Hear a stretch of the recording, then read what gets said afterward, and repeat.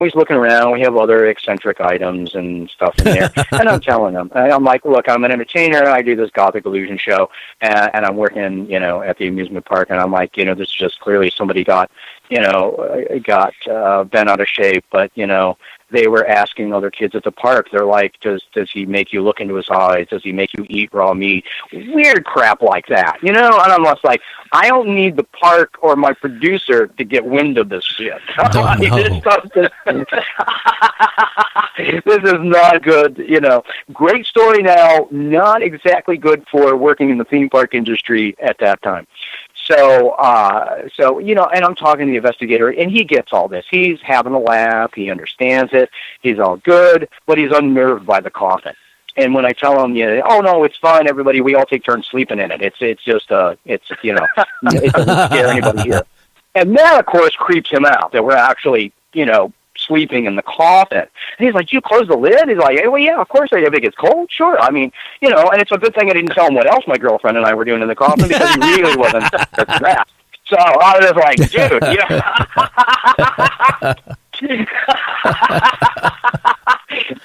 I'm like, yeah. I might be an eccentric dude, but I'm not a full-fledged cult leader here. So eventually it all went away, but it was quite a to-do, and this actually played out over a couple of months. So it's all because some employee's mom got very bent out of shape over this because she didn't like these nefarious entertainer types.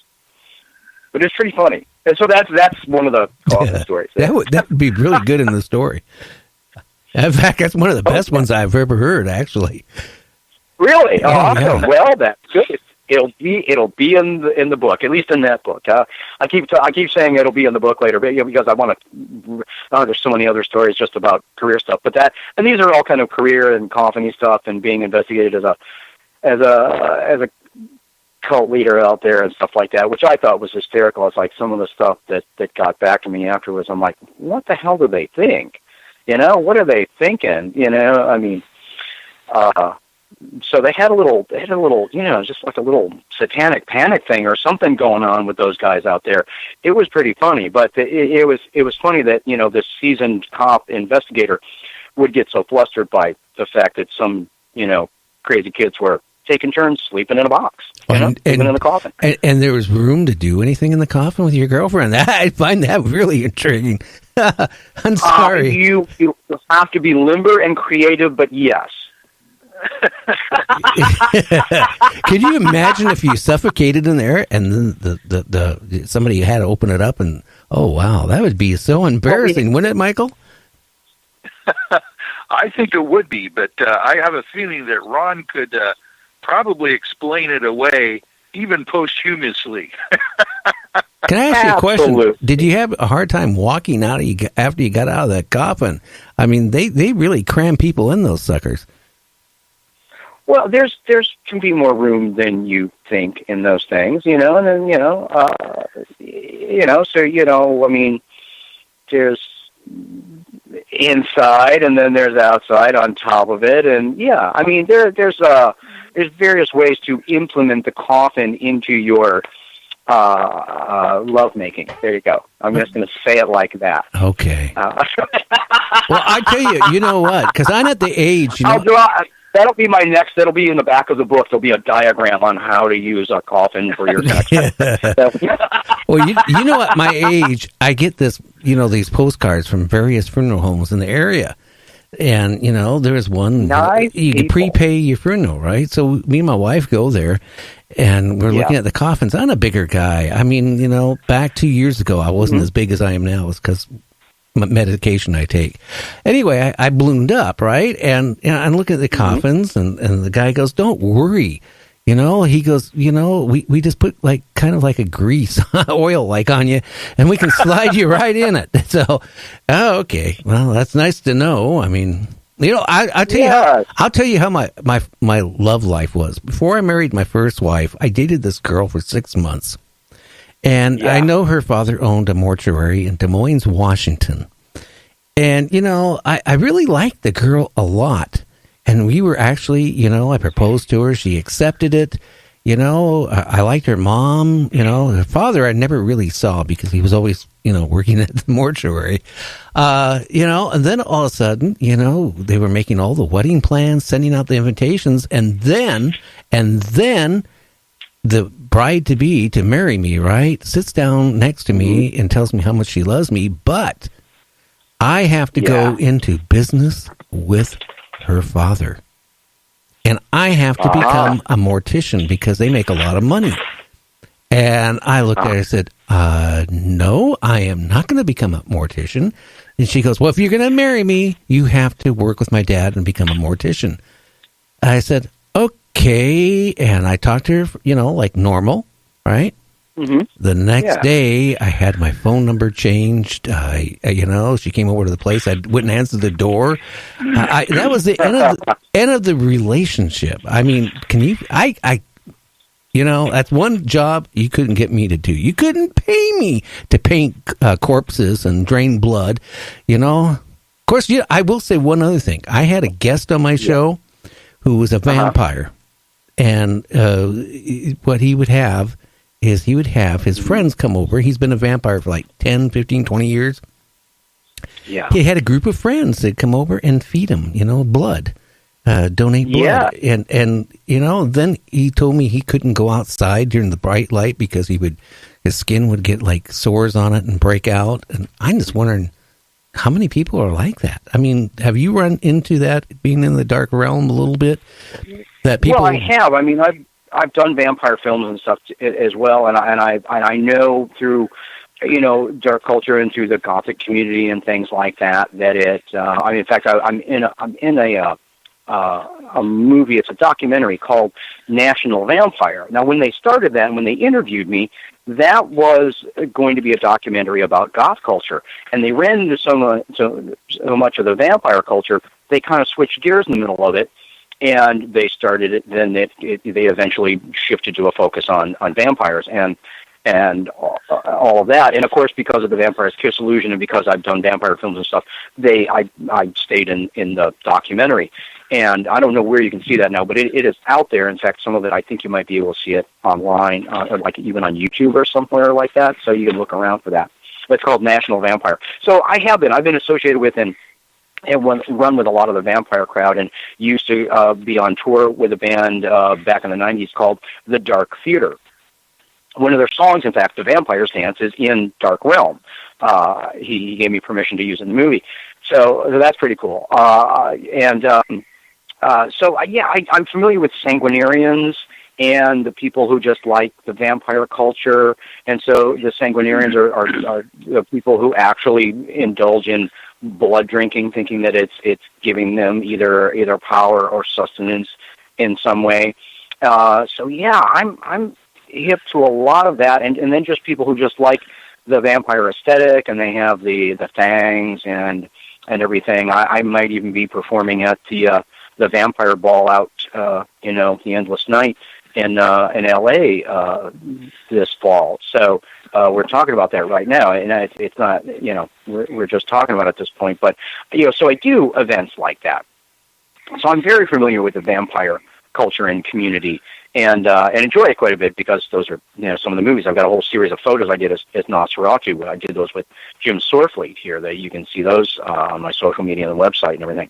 So I'm very familiar with that, and there's just there's a variety of people and why they're in there and what they're into it for and everything like that. But there are a lot of like energy vampires and actual sanguinarians that actually indulge in blood drinking and things like that. And then some of them that it's just a kind of culture and fashion that they enjoy. So there, like a lot of different things, there's many different levels to it. And then it crosses over with other, dark culture communities, the goth community and horror and all of those different things.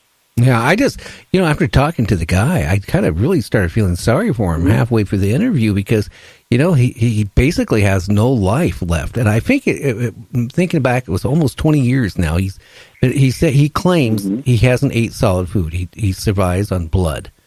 And, I don't know if that's true or not or whatever. I mean, he did send me pictures of him, and I'll tell you, He looked anemic like you would not believe, to the point where I would put the guy in the hospital. But I don't know. I don't know if I'd love to see the hard science on it. It'd be interesting to take his blood and then test it and see what's in there that, spoke to the state of his health and being, I just didn't think a person could live on this blood alone. I would think you'd have to have solids, but maybe, I don't know. I try to tell the guys that, aren't you worried about getting hepatitis or getting something from, or something that could kill you? And he goes, no, I'm very. Yeah, absolutely. There's a lot of bloodbound diseases. Yeah. Boy. So, now, I think you'd have to, your donors, yeah. Yeah, you'd have to really put your faith in them. And plus, on top of it, they would, I guess, have to put their faith in you, too, because, from the way he was talking, how he drained them of what little blood he took off of each one. It was kind of interesting. Now, where are you going to be showing up next, performing-wise? When and where?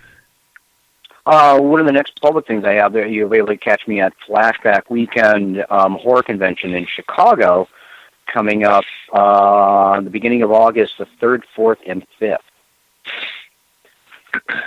Okay. And again, where can they get, why don't you give the website where they can order the movie? Thank you. Yeah, if you would like to get a signed, and I'll sign it for you and everything, a signed copy of Dark Realm on DVD that's loaded with all the extras, you can get that at Fitzgeraldsrealm.com and go into the store in there, and you can order it right there and peruse my other merch that I have in there as well. There's some T-shirts and photos and stuff if you're interested in things like that, and a copy of the comic book that I'm in now, called Haunting Tales of Bachelor's Grove, set in Bachelor's Grove Cemetery. The first issue is out, and you can get that in there. But Dark Realm, get yourself a copy of Dark Realm on DVD. You'll be glad you did. The movie's awesome. It looks great on the DVD, and the extras are totally fun. There's a commentary track with Vinny and I on there, bloopers, behind-the-scenes, deleted scenes, 2 behind-the-scenes featurettes that we have on there. So we put a lot of work into the extra stuff because, that's why, you want to give people something extra on the DVD, because that's the only reason, people are going to want to get it anymore as a kind of a collector's thing, because otherwise everybody else, if you want to just see the movie, you can stream it on Amazon Prime in the U.S. and the U.K., but please go to Fitzgeraldsrealm.com and get yourself a copy of the Dark Realm DVD. I'll sign it for you. And also, please, while you're at Fitzgeraldsrealm.com, go in and sign up on my email list, and you'll get notifications of where I'm appearing, what projects I'm doing, when movies like my next film, when The Devil Frame will be out, and where else you'll be able to see Dark Realm soon. So get on the email list at Fitzgeraldsrealm.com. And you're also a friend of mine on Facebook, so if they want to get a hold of you, they can get a hold of me, and I'll send them your direction, to get a hold of you. Yeah, send them my way. Yeah, because I'm on social media, so you can find me on the usual places, the Evil Book of Face, and Twitter and Instagram and all of those, the usual suspects. I'm on all those platforms. Now, I'm going to ask Michael. Michael, we're kind of wrapping it up here. Do you have any last questions you want to ask Ron? Well, I just wanted to say that, Ron, you've been very refreshing for me to actually talk with a Gothic illusionist and find out that you've got a sense of humor and you're an intelligent person, and there are some interesting projects coming up. So I'm looking forward to checking on you in the future and seeing what you're going to be up to. Well, thank you very much. I appreciate it. I love talking to you, too. I hope we can all get together and do this again, come back and hang with Gary and I again. And I do want to speak real quick. It's kind of a misnomer that all of Gothic culture is like that just because, we dress in black and, and have that style and everything. Some people don't have much of a sense of humor, but so many of the people in the Gothic community that I know and love, they do smile, they have a laugh, they love to have a good time, and they do have a sense of humor. It's true that some don't, but so do some just normal people don't have a very good temperament either. But I do want to put that out there that, the Gothic community and Gothic culture, it's a misnomer. It's a bad part of the stereo.